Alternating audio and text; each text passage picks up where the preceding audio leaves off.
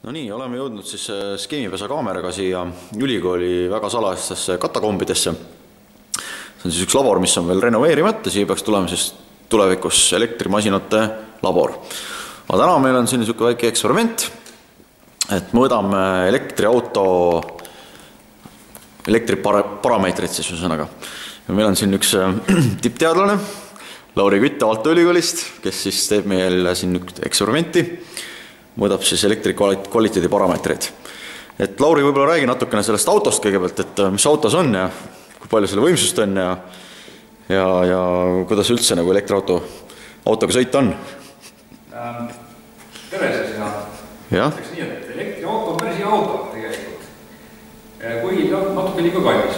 Kindlasti on ta loomad eripära, kui me sõitsu arvestama, mida tavalise bensiiniautoga ei tule üldse arvesse võtta. Näiteks ka seesama maa, mida saab läbida selle ühe akutäiega. On teinekord väga selline kiirelt muutuv number. Aga noh, see on juba iga sõit enda asi, kuidas ta seda autoga teeb. Kogemust on palju, et seda endale piisavalt täpselt selgeks teha. Aga täna siis tegelikult tegeleme siis teadusega, me uurime siis elektriauto laadimist. Ja meie eesmärk siis on uurida mitte seda kiiret laadimist, mis on siin reklaamitud kui poole tunniga aku täis, vaid me vaatame seda, mida siis igaüks saaks oma kodus kasutada. Siis kasutab sellist suhteliselt tavalist süsteemi, näiteks juhe läheb edasi. See on ühefaasiline, jah? See on ühefaasiline laadimine. Tal on siin vahel üks selline kaitse- ja kontrollblokk. Põhimõtteliselt tuleb täiesti tavalisse pistiku vessa. Et näete, siin on selline väike adapter, mõõteadapter meil. Aga ma saan võtta, kui ma sellest välja võtan, on täitsa tavaline pistik. Ainuke asi on see, et see vool, mis siit läbi liigub, võib olla päris suur. Ja sellepärast peavad need juhted olema natuke jämedamad, kui näiteks arvutitoit jõudnud või midagi sellist lihtsamat. Et auto kusjuures laeb päris kaua, selle auto laadimise aeg siit võrgust on umbes 8 tundi. See tähendab, et kui midagi kuumenemast, ta kuuleb 8 tundi järjest. Ja tegelikult ka võimsus on päris suur, mida meil auto laadimiseks vaja on. Näiteks praegu siin tark mõõtelist ütleb, et auto laeb umbes võimsusega 2 kilovatti. See tähendab siis seda, et meil oleks nagu üks korralik elektriradiaator ühendatud võrku. Ja ikka päris korralik, mitte selline pisikene väike, aga see, mis ikka toa natuke soojemaks teeb. Kokku siis selle auto laadimiseks kulub umbes 18 kilovatt-tundi meil ja praegu siis see laadimistükk on alles alanud, aku on peaaegu tühi. Kui võimas see elektrimootor sellel autol siis peal on, et mitu kilovatti umbes? Autodel on päris head elektrimootorid, üldiselt kilovatt-tunde võib olla, või kilovatti võib olla neil suhteliselt vähe. Aga sellest nende pöördemoment on suhteliselt metsik võrreldes mingiste tavalisemate 100 kilovatiste bensiinimootoritega näiteks. Et sellel autol paberite järgi, ma nüüd õigesti mäletan, oli pöördemoment kuni 180 Newton-meetrit. Oi. Sükse väikse auto kohta päris suur üllatav tegelikult.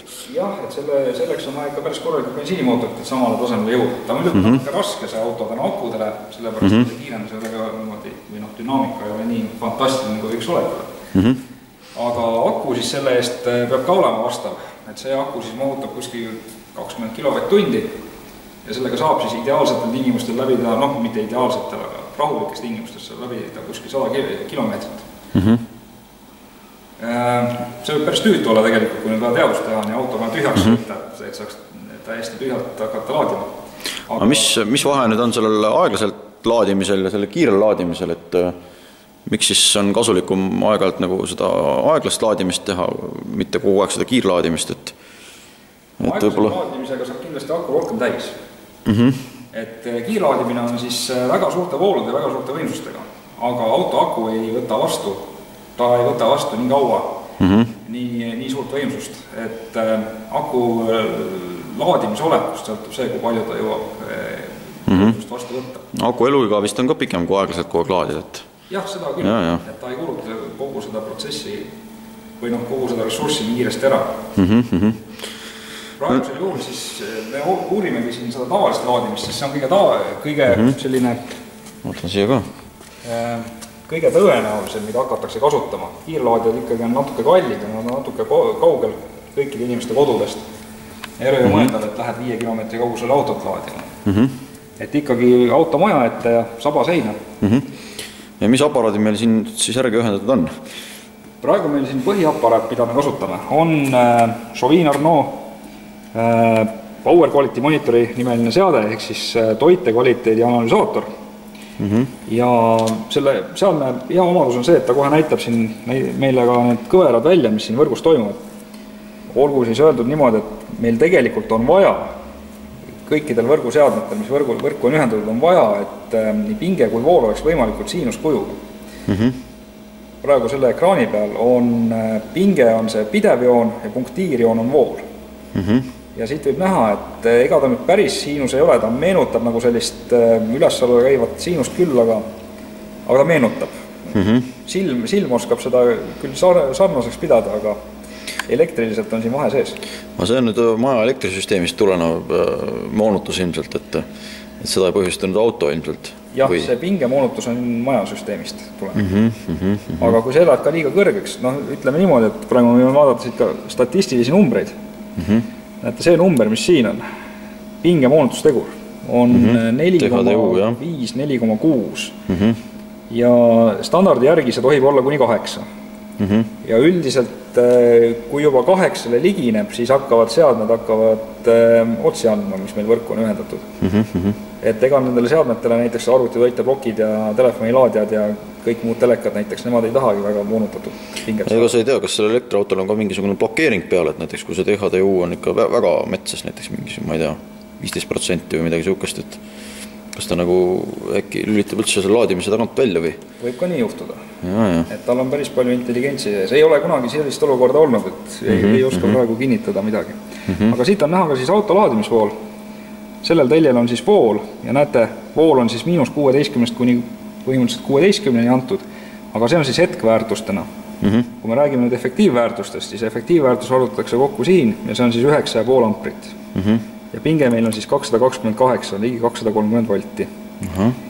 Praegu siis on laadinud, kuna me laadimist alustasime, siis kilovatt-tund on läinud, ainult pool kilovatt-tundi on sisse läinud, see tähendab, et pikk laadimine on veel ees. Ja praegu siis laadimisvõimsus on 2,16, 2,17 kilovatti. Korralik edukann. No ikka kiirkeedukann. Kiirkeedukann, jah, tähendab. Ja niimoodi see asi jätkub siis 8 tundi nüüd, et aku saaks täis. Aga see laadimisvool siis pidevalt väheneb ka või mismoodi ta nagu on kuidagi programmeeritud nii, et konstantselt tarbib või mingi hetk lõpetab ära või? Üldiselt on nii, et ta tarbib oma seadme võimsuste piiri või võimekuse piiril seda. Ka praegu sellel on 9,5 paistab olema selline suhteliselt maksimaalse lähedane piir, kui selle kaardiga on kirjutatud, et maksimum on 10. 10, jah. Nii, et ta kogu see 8 tundi laab siis sama peaaegu konstantse vooluga, et see? Jah, alles lõpus ta vähendab seda. Okei.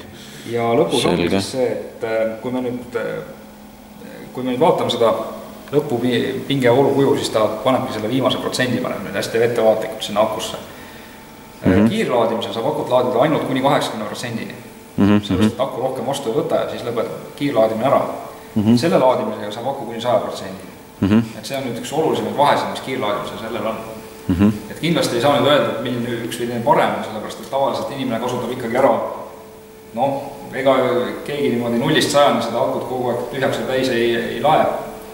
Tavaline inimene kasutab ära võib-olla 20%, võib-olla 25%, harva rohkem. Et kiirlaadimisega saab selle aku küll piisavalt täis, aga siiski mõnikord tasub ka päris täis laadida, siis on aku elu iga ka. Palju kiirlaadimisel neid amprit oli siin? Praegu oli vist 9 amprit, ma sain aru, aga kui kiirlaadimine on, palju siis need voolud võivad seal olla? Kiirlaadimisel on kasutusel siis alalispinge ja alalisvool. Alalispinge on tüüpiliselt suurusjärgus 320-350 volti ja vool selle juures võib ka olla alates 30 kuni 100 või 200 amprini. Tüüpilised võimsused ongi kuskil 20 kuni 50 kilovattini. Praegu on lahendusi, mis suudavad 100 kilovatti pakkuda. Nüüd 20 kilovatti kodus järgi ühendada on ikka päris tõsine tegemine tegelikult. Ega vist ei annagi hästi. 20 kilovatti ei leiagi. Ikka vist ei annagi, jah. Peab ikka väga hea ühendada. Noh, kiirlaadija maksab ka palju. Kiirlaadimisjaam võib maksta siin 50 000 eurot. Ega keegi ei taha sellist raha välja käia. Ütleme niimoodi, et see tavaline pistikupesa koos korraliku juhtmega ja korraliku võib-olla kaitsmega, mis tuleb kilpi juurde panna oma praegusele elektripaigalisele. Sellega peaks hakkama saama, selle puhul peaks hakkama saama kuskil 300 euroga maksimaalselt. Aga jah, maksta natuke, mitte natuke, aga oluliselt rohkem selle eest, et saaks autot laadida. Ma arvan, et see väga paljusid autoomanikke ei meelitust. Aga kuidas oled sa kursis ka näiteks, et kui palju nüüd vooluharmoonilise näiteks on, kui see auto nüüd laeb siin, et kas ta ise ka nagu põhjustab mingisuguseid, on tal nagu siinuseline tarbimine või mitte siinuseline tarbimine või mismoodi see nagu, praegu me siin hästi ei näe, sest pinge on meil ka vist rikutud siin, aga... No siin võib ka numbreid vaadata lihtsalt, et pinge on 4,6% on moonutustegur ja voolumoonutustegur on 11%. Et tegelikult võib öelda, et praktika ka teistest elektriauto laadimistest ütleb, et tegelikult elektriauto põhjustab päris palju neid harmoonikuid. See voolumoonutustegur ongi väga paljudel ikkagi üle 5%, aga vooluvõrgus ei põhjusta probleemi mitte vooluharmoonikud, vaid pingeharmoonikud. Või siis see tähendab, et pingekuju moonutumine. Et harmoonikud siis iseloomustavad lihtsalt seda taset, kui moonutatud see kuju on. Aga kumb nüüd hullem on elektrivõrgule, see kiirlaadimine on vist veel rängem, et see vist keerab selle elektrikvaliteedi nagu päris tuksi või? No tegelikult mitte, sellepärast, et kiirlaadijad on väga võimsad seadmed ja nendele saab sisse ehitada ka filtreid või kompenseerimissüsteeme, mis tegelikult võivad olla päris märkimisväärse hinnaga. Autohind samas on kriitiline, et siia ei saa näiteks 2000 eurot ei saa enam juurde panna lihtsalt elektrivõrgu filtreerimise huvides, sest hind ei ole konkurentsivõimeline enam.